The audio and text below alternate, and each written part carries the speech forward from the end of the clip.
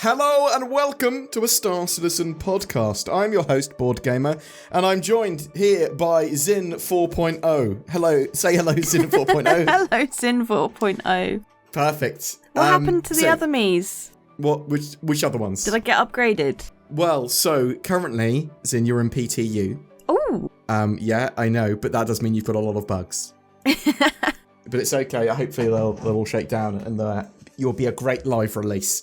So I want to be talking about... I'm not going to answer what happened to the other ones of you. I'm going to answer... Who knows? Next major patch is 4.0, but there is another patch before then. We're going to be talking about the engineering stuff from last week that we learnt about. Some other bits that are coming to 4.0, 3.24.2, which is supposed to alleviate some of the burden on 4.0. We've got CitizenCon. It's soon. It's like 3 weeks away or something. And we have, at the moment, Pirate Week and Blockade Runner. I'm sort of dismissive of those things that are currently happening because it's not the future. That's the current. That's the present, which is now the past. Hi, Zin. How you doing? I'm all right, mate. How are you doing? You're sounding a bit muddled, mate. Muddled? Nah. I'm good. This is, unfortunately, what you have to deal with me when I'm manic. So, very, very depressed over the weekend. Just sort of like, bleh. Today, yeah, I feel good, but not really sure why. How was your weekend? You were playing some Frostpunk, weren't you? Yeah, played Frostpunk 2. Finished the story. Already? Oh, mate. In my playthrough. I'm going to probably try it again. Do some things different, you know? You said you went the order route to start with. I think I'll always go the order route, but that's me. Yeah. I like maybe to test just out try and stuff. do different things, yeah. You can have order through religion in the game, but it's a bit different. Zealotry, in fact.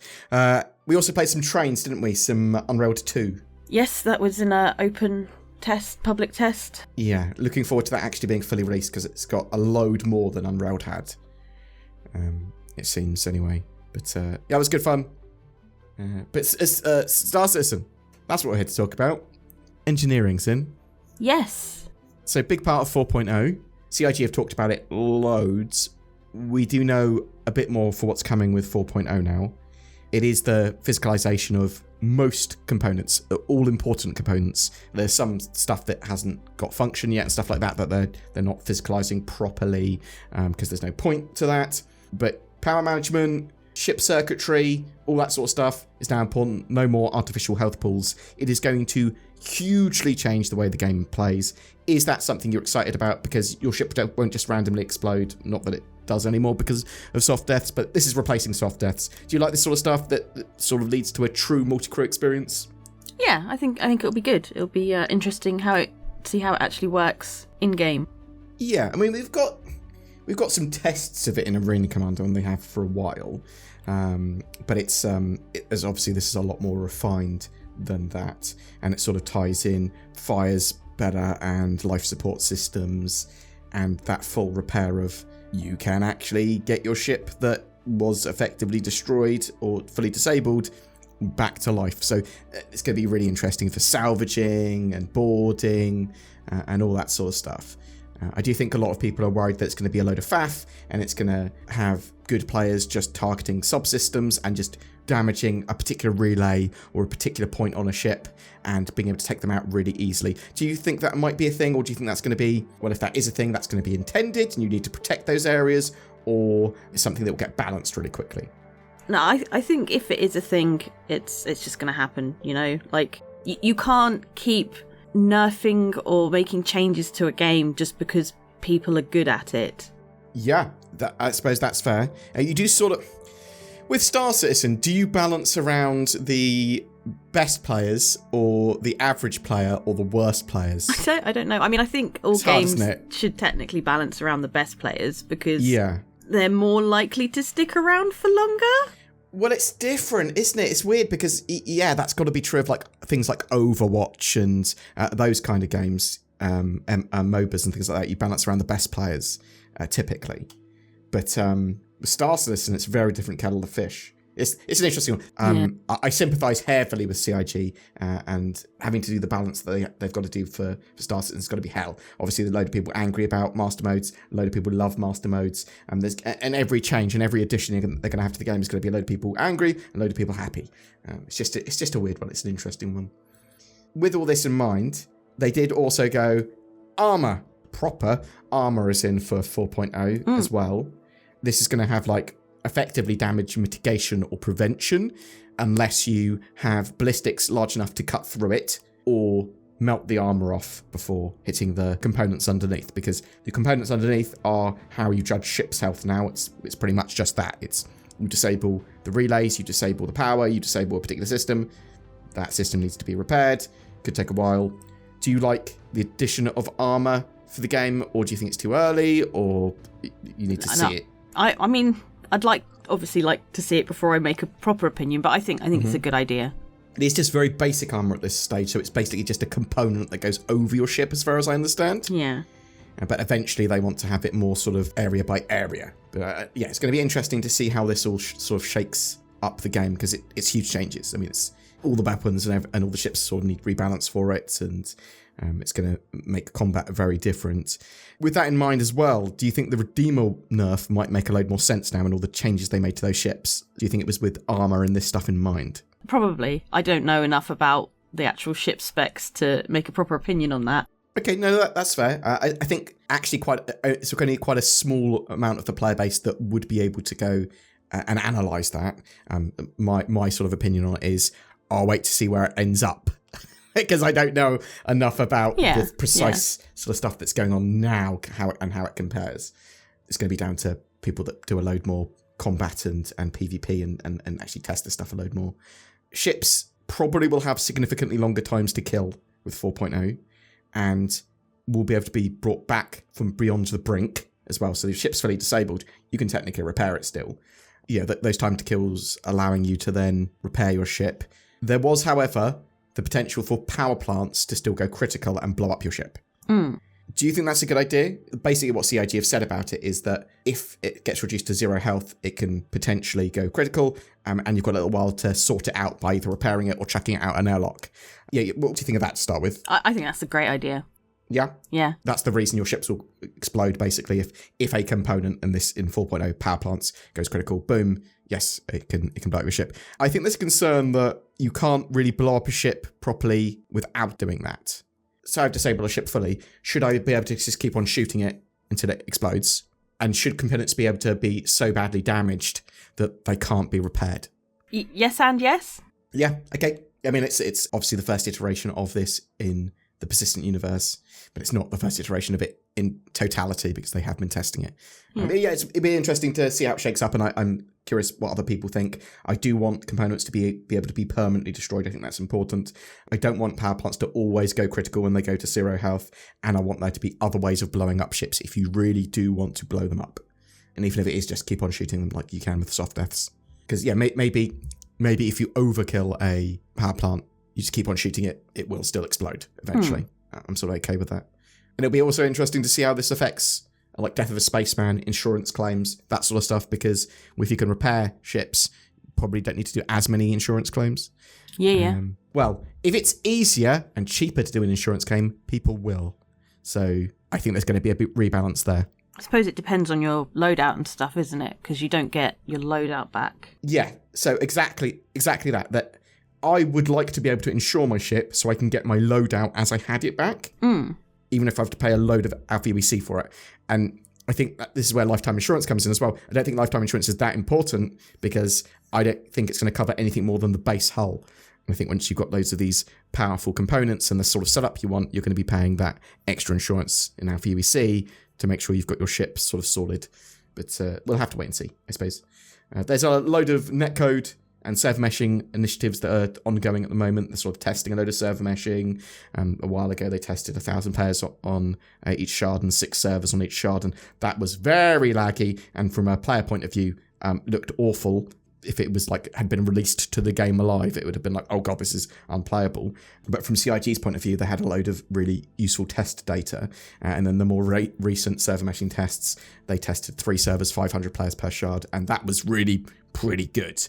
with that in mind, Zin, and other things that CIG are doing, like moving entity tracking to its own service, so that takes a burden off the game servers, and obviously they've got RMQ, which is the replication message queue, which is better netcode and less bottlenecking for your netcode in 3.24.1 already. Do you think that 4.0 is in a better position because of this, because they've taken a load of the burden off? Or do you think this is sort of an indicator with 3.24.2 and stuff like that 4.0 might not actually be this year? I don't know. I mean, hopefully it'll be this year, but... That is fair. That's good from you, because, yeah, if you had said, I don't think it's going to be this year, that's basically the groundhog saying that we're going to have a bad winter. So you think still strong possibility for 4.0 by the end of the year, by like mid-December? Maybe. Yeah. And do you think that the sort of these tests and like 3.24.2 and stuff like that is purely to alleviate pressure for 4.0? Do you think it sort of makes sense that they're just going to give us a patch for like, Intergalactic Aerospace Expo or CitizenCon with the 4.24 stuff? Yeah. 4.24.2 3.24. 3.24.2. Bam. Yes. 3.24.x. Too many numbers. So yeah, with that patch as well, we are getting the Zeus Mark IIs, the CL and the S versions anyway, caves with acidic and rock caves, sort of new biomes for caves to add to the what I believe is the sand variants that we've got at the moment. Those new MFDs, which look amazing. I think that's probably the biggest thing really for me, that's the MFDs. Yeah, I feel like that's the sort of thing that they maybe had ready sooner than they expected and were like, there's no reason why we can't put this in now, rather than just hold it until 4.0.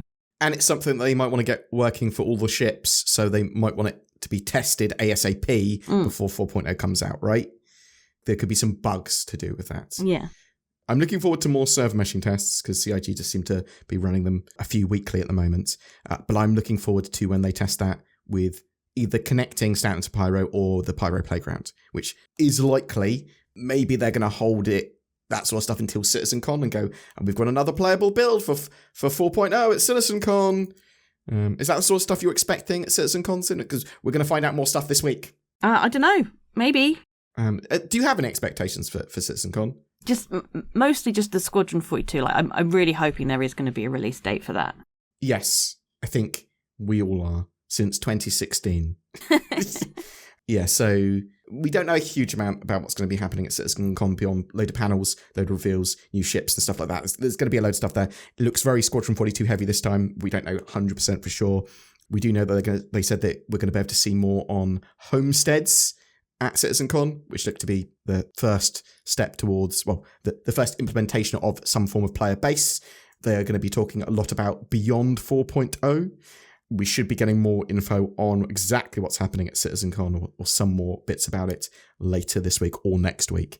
I think the only other thing we really know is that they've themed the physical location for it like a Bengal carrier. Super excited for that. I think it's going to be pretty cool. The problem I have with all of this, Sin, is, well, obviously I'm very juxtaposed about covering it while I'm there, because it's much more sensible for me to make videos as I'm watching CitizenCon effectively live and pump them out. Yeah. And go, look, this is what was said, this is what's going on. They haven't put up the live stream of it. I'll cut the videos out and chuck them up for people. It's just sensible for the channel, gets a load of views. So I'm going to be getting significantly less views this year, but I get to potentially make some significantly higher quality videos and talk to devs there. And also, you haven't been to a CitizenCon. Nope. They're pretty good fun. And we're going to be the best kind of celebrities as well there. Minor celebrities. People might buy us drinks and then leave us alone. Because they go, oh, who's that? I think it's BoredGamer. What a tosser. Perfect. That's great. So, super excited for that. As I said, my one problem that I have with it really is the fasting before CitizenCon. I think I referred to it as the dirt track to CitizenCon before. Because they just go, no more Inside Star Citizen until after CitizenCon. Okay, well, that's sort of a shame. I was hoping you'd, hype up some bits and be able to talk about the development of the game still. Typically, they obscure a load of stuff because they go on and they've gone, Star Citizen's having a delicious birthday meal. Oh, that sounds nice. Yeah, it's going to be one of the best meals you've ever had. Oh, great. We're going to make it even better. Yeah. By starving you until the meal happens. Oh, well, no, nothing at all.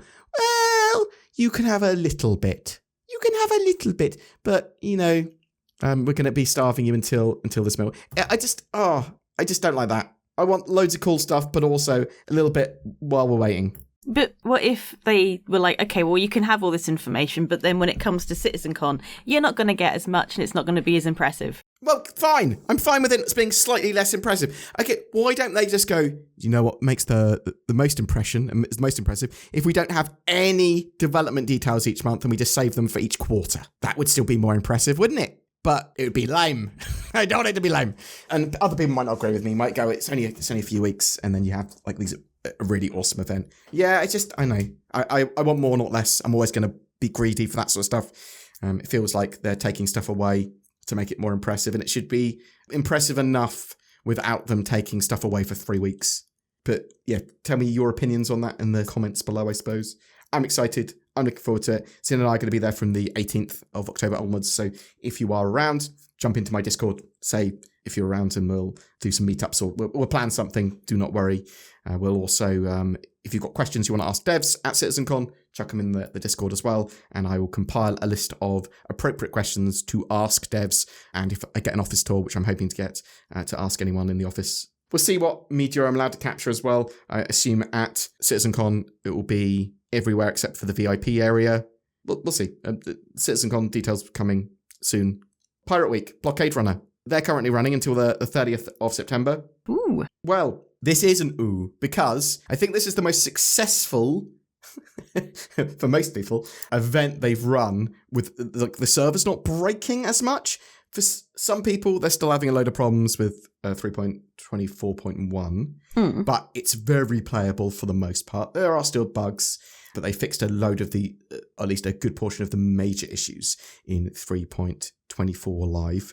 And running the Blockade Runner missions seems to work for the most part. Sometimes you can't sell some of the cargo, and sometimes people are having ship spawn issues and stuff still. So I concede that some people are not having the best time, and sometimes you can't complete Blockade Runner. But for the most part, it's working pretty well. And it's not like super desync, nothing working, with like jump towns sometimes, or with some of the previous events like Xenothreats sort of breaking. I'm actually quite happy with that. I'm interested to know, Zin, what you think of... So there's this pirate treasure map thing. Yes. As part of Pirate Week. And you had to figure out the clues to put in the code. And so that is effectively completable now. And 2 major sets of clues, a few questions to answer. To do it properly, you have to go in the game and you have to go and visit those places. And it's not hugely hard, but it does take a bit of travelling around the verse. Do you like things like that to earn a reward? Yeah, I think it's good. What about if you don't have to do that and you can just go on a Reddit group and just grab the answer, copy paste? Do you think that's fully legitimate and actually should be encouraged for people that can't be asked, don't have time, or don't want to do that, or want to do it as a group? Or do you think that's sort of like, oh, come on? I think it's a bit cheap. Okay, we're going to have a lot of stuff that's a bit cheap once Star Citizen's live at like 1.0 as well, because there's going to be a load of YouTube videos about everything, right? Nothing is secret. And I'm just sort of interested to know what your thoughts on that are as well. So do you think that you're taking something away from the game by looking stuff up? Or do you think, well, actually, no, there are guides that can help you with a mechanic without spoilering? Is this spoilers for yourself? Yeah. Yeah? Yeah. I really like the idea of doing some of this stuff in game. And I think that being able just to copy paste does take something away from it a bit. I mean, it cheapens the experience for you as well. Yes, like for you as a player. Like, obviously, if you want to do it like that, you don't have time or whatever, or you're like, oh, it's cool, I do want the thing, I can't be bothered to get involved with that. Absolutely fine. You do you. But if it was tied in that you had to do it in the game, and there was something maybe a bit cooler than the single pirate doubloon, because it's basically a challenge coin you get. It's a cool challenge coin, don't get me wrong, but it's this in-game little doubloon. I think it was something cooler, and it was you had to do it in-game. I think that would just be a much more impressive and fun experience for people. Like, we've had it before where to get the Vandal masks, or to get some of the other masks, you had to go to locations and stuff like that. And I really like that. And I know that people with the Vandal masks, you had to get 20 unique PvP kills? Yeah. And people did I'll use the term exploit, but I don't mean it in that sort of way. People did sort of cheapen the experience themselves by like lining up 20 of their orc mates in front of like a gladius and going next to you, and then doing it all the same for each of them. There's always going to be ways around this, and I like the richness of content coming out from CIG that they can put in game, like the golden tickets, like the dynamic events. And I just think that there's some cool stuff that if you get involved with, you're going to be like, oh, that's actually pretty cool. But you can avoid and be like, oh, I wish there was more content for Star Citizen. Well, you're kind of avoiding some of the content they do put out. But yeah, I liked what you said. It cheapens the experience for yourself because you're literally getting less because you're like going for a really expensive meal and just skipping to pudding.